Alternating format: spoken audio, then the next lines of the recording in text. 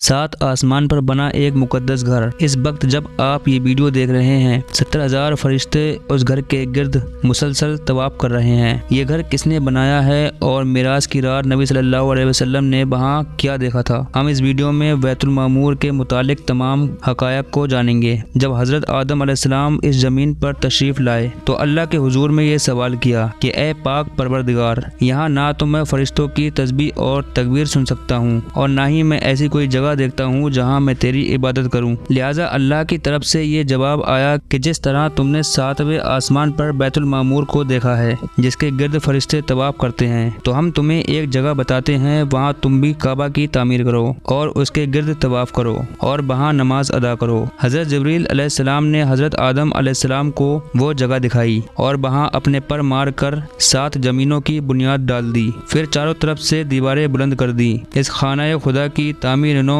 हजरत नूह अलैहिस्सलाम ने की और फिर हजरत इब्राहीम अलैहिस्सलाम ने इसकी तामीर को मुकम्मल किया, जिसे आज हम खाना काबा कहते हैं। अब सवाल ये उठता है कि 7वें आसमान पर मौजूद वो मुकद्दस घर क्या था जिसकी मुशाहबत में हजरत आदम ने खाना की तामीर की। दरअसल बैतुल मामूर के माने आबाद घर है। ये दरअसल फरिश्तों का काबा है जो 7वें आसमान पर काबतुल्लाह के ऐन ऊपर है। फरिश्ते इस घर का तवाफ करते हैं। बैतुल मामूर जमीन और मकान की पैदाइश से 50,000 साल पहले तख्लीक किया गया। रिवायतों के मुताबिक हर रोज 70,000 फरिश्ते इबादत और तवाफ के लिए आते हैं और एक दफा तवाफ के बाद उनको कयामत तक दोबारा मौका नहीं मिलेगा और इस जगह हर रोज नए 70,000 फरिश्ते आ जाते हैं। हदीस में है कि जब नबी सल्लल्लाहु अलैहि वसल्लम मिराज की रात आसमानों के सफर पर गए तो आपका गुजर बैतुल मामूर के पास से हुआ। आपने देखा कि हजरत इब्राहीम अलैहिस्सलाम बैतुल मामूर पर टेक लगाए बैठे हैं। रिवायत यूँ है कि नबी सल्लल्लाहु अलैहि वसल्लम ने फरमाया, फिर मुझे 7वें आसमान पर चढ़ाया गया।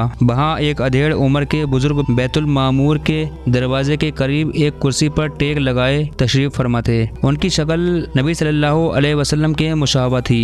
आप सल्लल्लाहु अलैहि वसल्लम ने दरियाफ्त किया, ये कौन है? हजरत जिब्रील ने अर्ज किया, ये आपके बाप हजरत इब्राहीम हैं। इब्ने अबू हातिम की रिवायत के मुताबिक रसूल सल्लल्लाहु अलैहि वसल्लम ने फरमाया कि आसमान में एक घर है जिसे मामूर कहते हैं जो काबा के सिमत में है। चौथे आसमान में एक नहर है जिसका नाम नहरे हैवान है। हजरत जिब्रील हर रोज उसमें गोता लगाते हैं और निकलकर बदन झाड़ते हैं जिससे 70,000 कतरे गिरते हैं। एक एक कतरे से अल्लाह ताला एक एक फरिश्ता पैदा करता है जिन्हें हुक्म होता है कि वो बैतुल मामूर में जाएं और नमाज अदा करें। उन फरिश्तों का एक सरदार होता है जिसे हुक्म दिया जाता है कि वो उन्हें लेकर किसी जगह खड़ा हो जाए, फिर वो अल्लाह की तस्बीह के बयान में लग जाते हैं। हजरत इमाम अली अलैहिस्सलाम से एक शख्स ने पूछा कि बैतुल मामूर क्या है? आपने फरमाया वो आसमान में है जिसे सिरा कहा जाता है। ये काबा के ठीक ऊपर है। जिस तरह जमीन का काबा हुर्मत की जगह है उसी तरह वो आसमान का काबा है। हर रोज उसमें 70,000 फरिश्ते नमाज अदा करते हैं, लेकिन जो आज गए